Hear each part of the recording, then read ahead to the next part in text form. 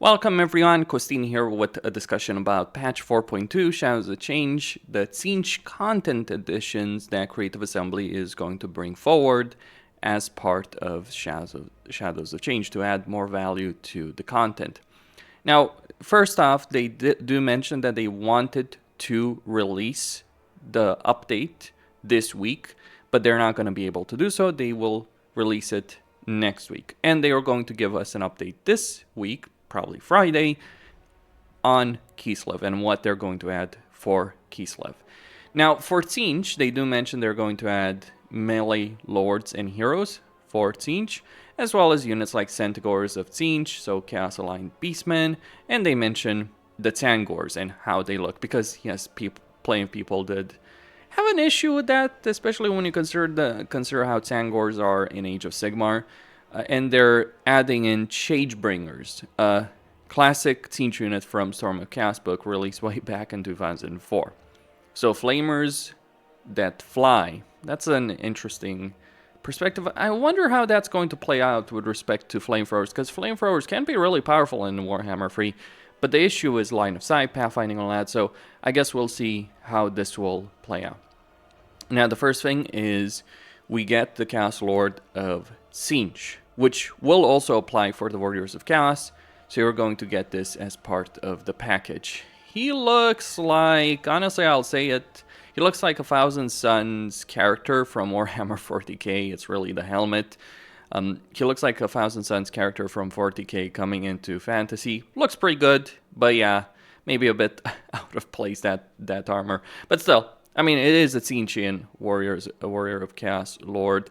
Those skulls, however, you gotta ask yourself, those skulls, I'm not sure if they quite fit in. Maybe they do, really, but Khorne is more about the skulls. Still, the armor does look nice, and he has a halberd, so he's got have an anti-large benefit, a halberd, and a shield, and he's going to have a Chaos Steed, a Chaos Chariot, and a Disc of Tzeentch. It's going to be interesting seeing a Lord on a disc flying around doing a lot of damage with that in melee. Might be very derpy with that regards to the animations. Might be really powerful though because of the mobility. Still, what is more important from my perspective is the Exalted Hero of Tzeentch. Now, regardless of how the Exalted Hero of Tzeentch, well, personally, this I find this rather questionable, if I'm being honest, regards to this Exalted Hero of Tzeentch. It is based on a real model, but geez, is this yeah, you might just as well say that this guy is trying to cosplay as Village or some version of Village. Still is odd, to say the least, certainly out there, but it's not really how he looks that's important. It's what he's doing. So you get a halberd hero, a melee specialist, using his magical attacks and high weapon strength to get into the thick of the action. So and he's obviously going to be available for Tzeentch and Warriors of Chaos. So you get Chaos Steed, Chaos Chariot, and Disc of Tzeentch as well for him. So lots of mobility for this guy. And with the halberd, so he's basically the hero version of the Chaos Lord of Tzeentch over here. Now, why is this so important, you might ask? Well, it's important from the perspective of what the Exalted Heroes do for the Warriors of Chaos at the moment, because that is significant. And I'm pretty certain, hopefully, that this Exalted Hero Tzeentch will have the same skill line. So Exalted Heroes for the Warriors of Chaos, what they do is they give you replenishment, which is certainly something that Tzeentch does need, Kairos in particular. So if you can get heroes, and hopefully you can get a good amount of heroes early on in a campaign, maybe tier 2, tier 3, hopefully tier 2, like from the same building gives you Forsaken and Zangors and all that. If you could get them at tier 2, or really tier 3, that would be great, and it would help, though not completely, with Kairos' poor casualty replenishment. And even the Changeling's casualty replenishment situation, because even the Changeling has some issues with that. It takes a lot of casualty replenishment to make Tzeentch work. The Changeling can get that, Kairos can't, so yeah, Changeling is much better, but it's a really derpy campaign. And what's not mentioned over here at all is how they're going to make that campaign better. Like, actually, they haven't mentioned anything on that. They're just talking about the new units and new heroes, all that, and new lords. And then you get the Centigors of Tzeentch as a unit. So basically, Beastmen, Centigors, Tzeentch. So you get a fast-moving cavalry option over here. I mean, it is useful. The speed certainly will be useful. So they're going to be using great weapons, Arcane Charge, and Unholy Combination. So they're going to have Vanguard deployment. They're going to have Barrier, and which is obviously a huge part of Tzeentchian units. And then finally, you get Changebringers, flying flamethrowers, flying flamers. So what these guys are doing, if we scroll down here, is that they're flying on discs.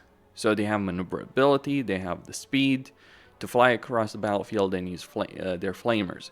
Now, this is an interesting decision by Creative Assembly because one of the problems with flamethrowers, and Tzeentch flamethrowers as well, but one of the problems with flamethrowers is the fact that they do struggle in a situation due to pathfinding or line of sight, really.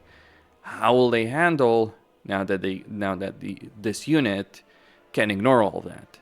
Like, you might just have the most powerful flamer unit in the entire game, simply on account of their maneuverability on the battlefield and being able to bypass the line of sight issues that flamethrowers generally have, which makes them incredibly powerful.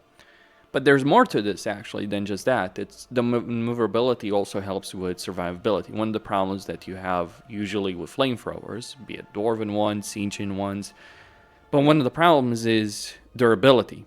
Now, Tzeentchian units are fairly durable to begin with, but speed with flamethrower units, flamer units, can be an issue. Well, suddenly you have a really fast unit being able to do a ton of damage. I'm not sure how this is going to affect the multiplayer meta. I have no idea about that. I don't play multiplayer in Warhammer, but I'm just thinking about it from a campaign battle perspective. This will really shake things up. I mean, Tzeentch's army is really powerful, but right now in a campaign, it's really melee focused. You have no reason whatsoever to go anything other than melee units. A couple of flamers here and there, sure, but with all of the issues, well, you might not bother with any other flamethrower unit except these guys.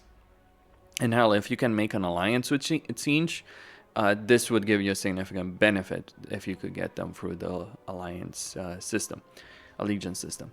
Now, they're not going to be available for Warriors of Chaos. So if you look at these units, you see that these new flamethrowers, the Changebringers, they're only going to be available for Tzeentch and Demons of Chaos. So Daniel is getting some new toys. Okay, whoever cares about Daniel, the 1% or 0.1% of the player base that cares about Daniel.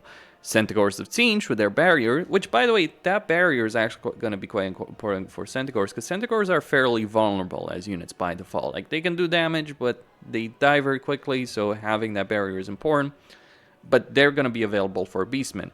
And then, obviously, the heroes and the Lord are going to be available for Warriors of Chaos. So, are you telling me, CA, that Village's campaign is better now?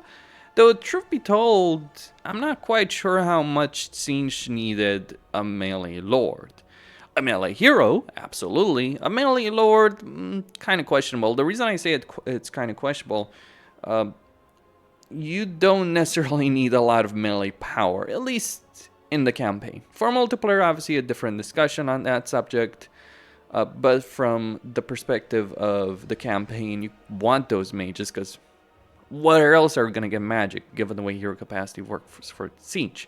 At least if you're playing Tzeentch itself. If you're playing Warriors of Chaos, that is a different discussion, because getting Exalted Heroes is slower than getting a bunch of Chaos Sorcerers. So that's a different dilemma. So it is a good choice, don't get me wrong. It just doesn't necessarily matter, I would say, as much for Tzeentch itself, but does benefit the Warriors of Chaos having, like, for Tzeentch, it's actually lacking the magic, so I personally do prefer having magic users controlling armies as Tzeentch. And if I'm playing Warriors of Chaos, I prefer having melee lords controlling my armies. So the melee lord is more beneficial for Warriors of Chaos. The melee hero is far more beneficial for Tzeentch, obviously. Because you did have melee heroes before if you're playing a Tzeentchian faction. If you're playing Village, just undivided ones.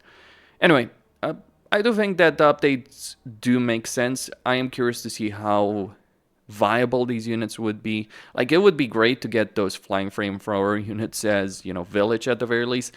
Warriors of Chaos in general, okay, fair enough. CA, fair enough. But I think Village at the very least should have these guys. That would be my perspective. Hell, add something to his campaign, because right now, it's not that he has a bad campaign. It's not that, but it's just like, there are far more interesting ones. I'd rather play Kolek, honestly, than Village and go in that same area, or play Archeon and go in Cafe if I wanted to. Regardless, that's all I had to say. Questin here, signing out. Don't forget to subscribe, like, and enable notifications, and stay tuned for more.